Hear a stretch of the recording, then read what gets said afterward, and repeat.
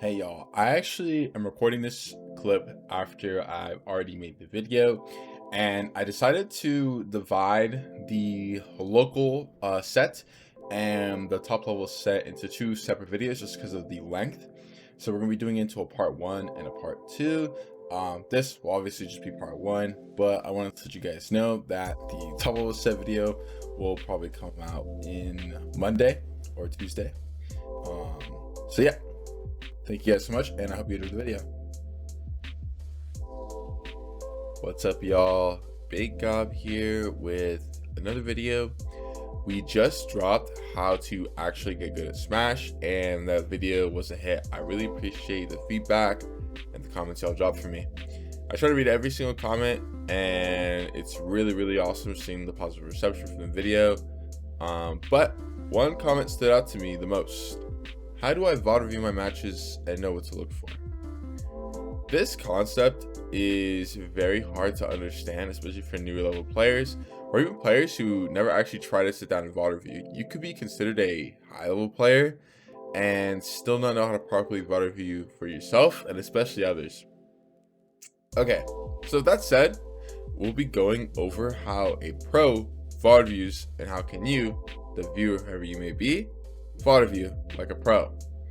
Like I said in my last video, players who are still new and learning need to look at things simply at the surface level, the iceberg above the water, Look at what you can see and see what's wrong with it, Don't try to dig so deep into what you don't know already, because you want to focus on the easy things to learn that can stem into a lot of other things as well. A quick and easy format that I use most of the time when I'm VOD reviewing is the 5 W's. What, when, where, why, and how can we prevent that? We're watching a VOD from a random local of someone who responds to my tweet, looking for VODs to review, and we'll be watching Spargo versus MKLeo at Smash Factor 10, which happened 2 weeks ago, where Spargo was able to clutch up the event over Sonics.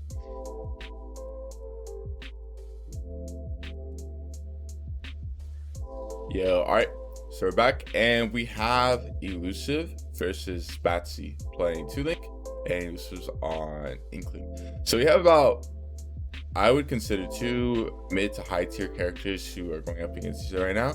So I chose this match out of most of the ones I chose because I want to choose a Roy one, just so I can show you guys that I can actually VOD review someone who isn't playing my character. And I didn't want to pick something like Steve or Menman or Kazuya, which fluctuates the game very heavily based on the matchup and less on the matchup and I would say skill expression. I feel like playing a character like Inkling and Toon Link can show you a lot, and we can see very minor but big mistakes that add up very quickly, rather than saying that, hey, if you didn't hit your combos or if you didn't miss your combos, you would have got the kill here or whatever like that. So we are going to be focusing on the who. Well, we already know what the who is because it's the opponent. The what, the when, the where, the why, and the how. So I have my little Google Doc here ready with me. Just made it right now. What, when, where, why, how.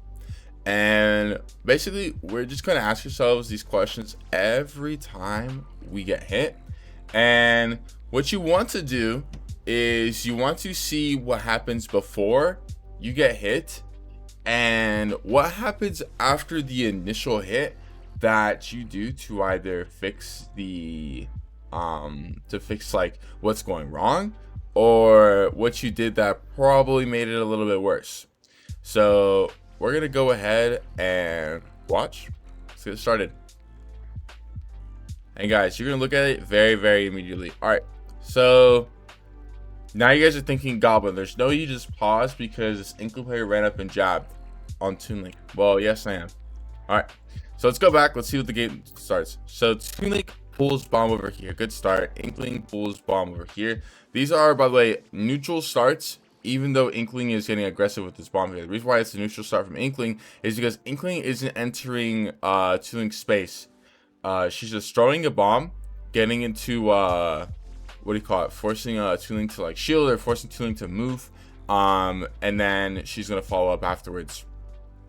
Toon pulls bomb and decides to shield the bomb, but look how long it takes for the bomb to explode versus how fast it takes Inkling to just run up and jab. And sure, you could say that they dropped shield here and that was the problem, but there's actually a lot more problems here than just dropping shield. So here you grab bomb. We know that Inkling bomb doesn't explode on contact to the ground. It explodes on contact to hitting a player. If it hits the shield, it doesn't explode. So what you do is you can also, you know, have the character knowledge to know that this Inkling throw is not gonna go whoosh and then hit you directly there. If I'm wrong, hey, I'm wrong, but I really don't think it's gonna hit Toon Link in this position. It's probably gonna go like right here, which is exactly where it goes, because I think she holds it for a while and it bounces like right here. Once you see this first bounce, you should know that it's not going to detonate anytime soon and that you need to move. The problem with Toon Link right now is that they're shielding for so long. You're not going anywhere. You're not going to center stage. You're not claiming center. You're not going back to the platforms so that they can't apply pressure on you with like a grab. I do believe that grab was a true block string out of this explosion. You don't go here. You don't dash back to, you know, camp Inkling, because Inkling is really good. Inkling has good approach options, but Inkling also has good anti-air approach options, but Inkling's approach options are also very, very linear. You have, you know, you have back air, you have like back air, or you have nair back air, you have run up jab, run up grab. So everything is very linear. So you need to set up like bombs and stuff to make it very easy for you to actually approach. Toon Link is very good at approaching, and Toon Link's very good at setting up for approaches with projectiles. So you don't care if you have to give center, especially in the beginning of the game, to you know, run away. So let's ask ourselves, you know, what do we get hit here for? Well, very quickly, what do we get hit by? Jab. You know, when did we get hit by jab? Beginning of the game, while holding shield. Where did we get hit by the game? After dropping down plat, plucking bomb. What the fuck? And holding shield. Why did we get hit? Well, there's two reasons why we got hit. You could say one, drop shield to rapid jab, or you could say two, which is actually a way better answer to say, is why did we get hit? For shielding a bomb that was not exploding anytime soon and wasting time in one spot. So if we just look at this here, got hit by jab because we were holding shield at the beginning of the game after pulling bomb.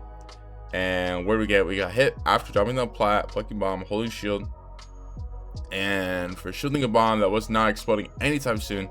And we're just wasting time in one spot. Guys, movement is so important in this game. That's why a lot of good characters recently that are coming out, like Sonic, Kazuya being able to do invincible like movement, Pyramithra. These characters who are in Cloud, you know, these characters are so fast, make it where the game is so hard to keep up with. You know, even having really good frame data, like a character like Peach, where she's not the fastest, but if she gets in on you and she starts mashing like back air, float cancel here and there, float cancel, it's very hard to keep up with it.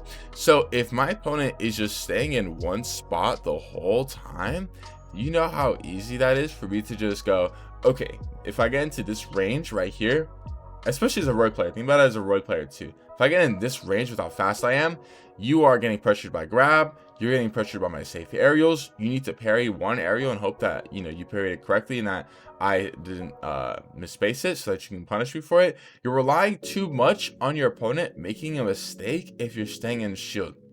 The only characters that gain anything from staying in shield is like Game & Watch and like Dr. Mario and maybe like Zirsu Samus. But even Zirsu Samus, probably not. Just maybe like just Game & Watch, you know, because Game & Watch is like his frame 3 up, be out of shield. So how can we not get hit here? You know, easy question. Move. Focus on moving instantly at every given opportunity. only shield when you're being pressured, or if you're going to punish something out of shield, or if you're going for a parry. So now we just solved a very simple problem, but this is so simple that a lot of people don't recognize it, the importance of just moving. And we just said that for literally just one interaction, that this player is very stiff, because you could tell a player who's stiff and a player who has a really good flow to their play just off an interaction like this. So we'll keep watching, and I'll fast forward until my next interaction that I want to point out.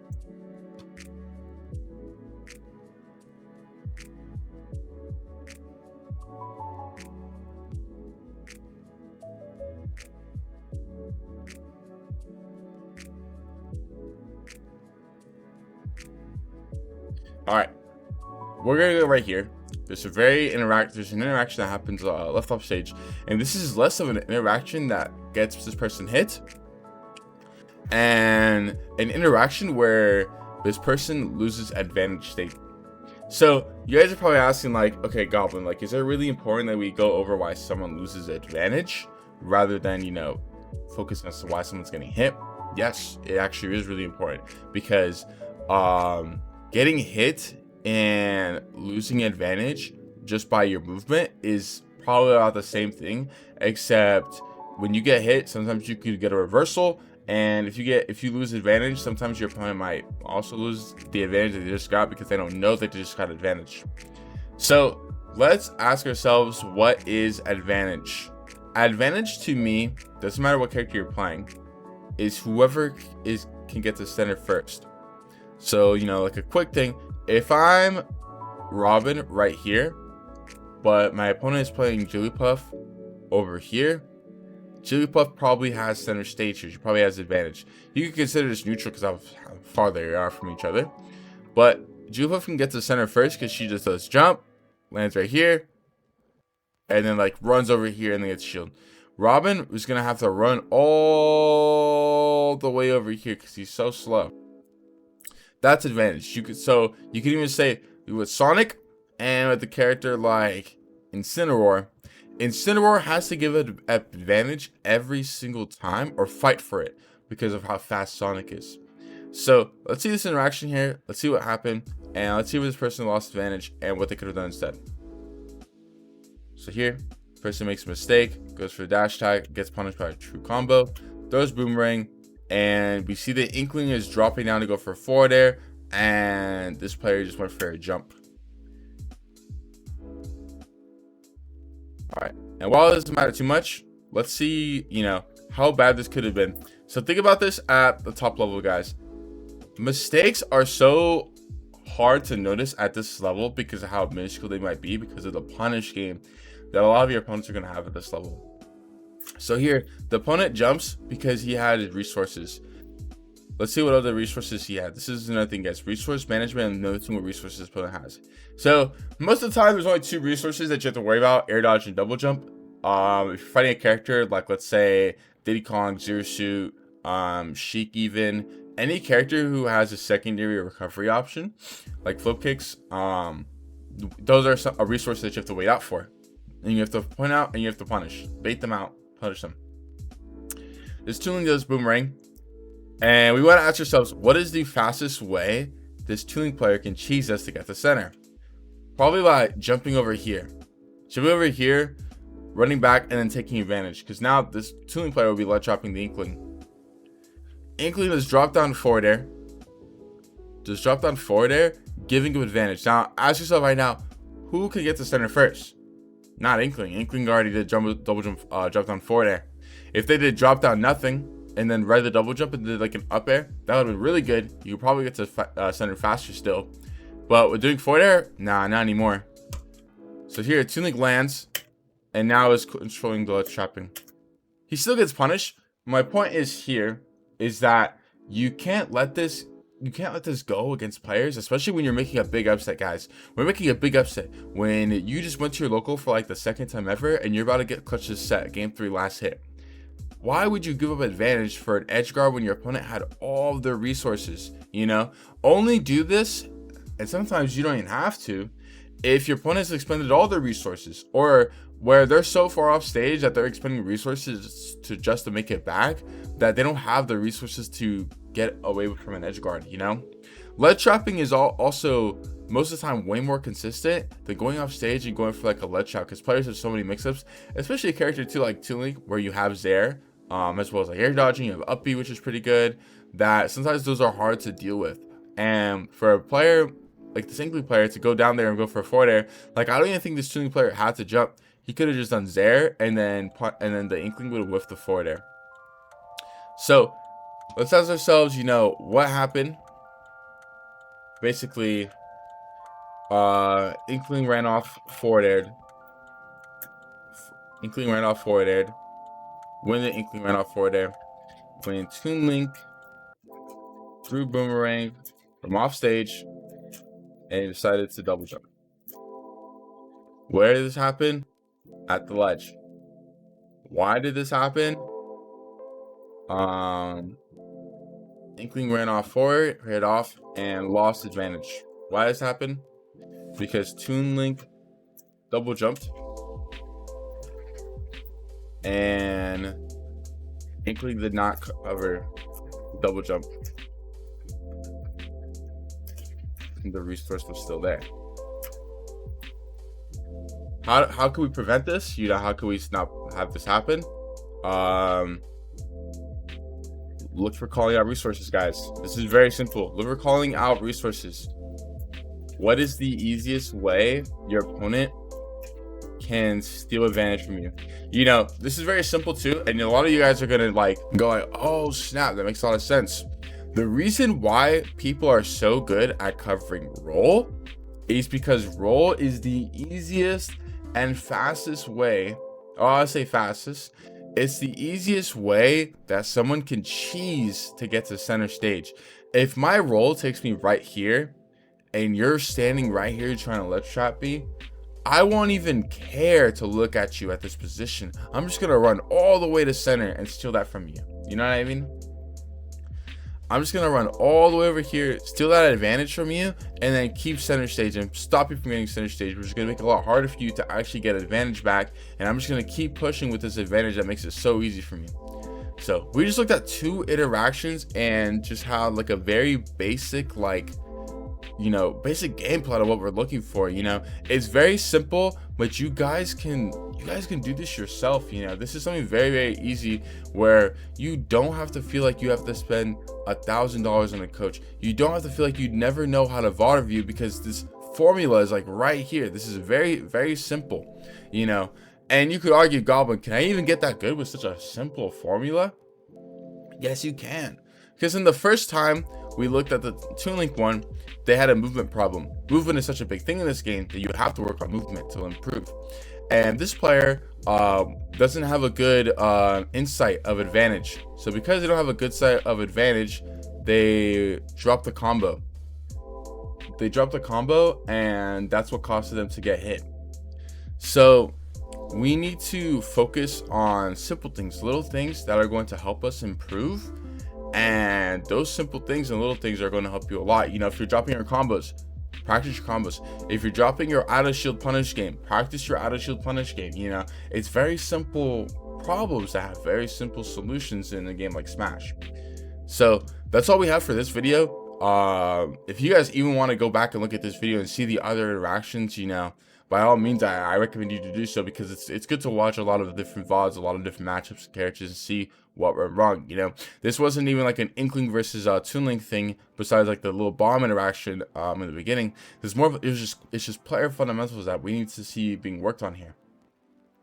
But all right, y'all, let's go ahead and check out Spruggo versus MK Leo.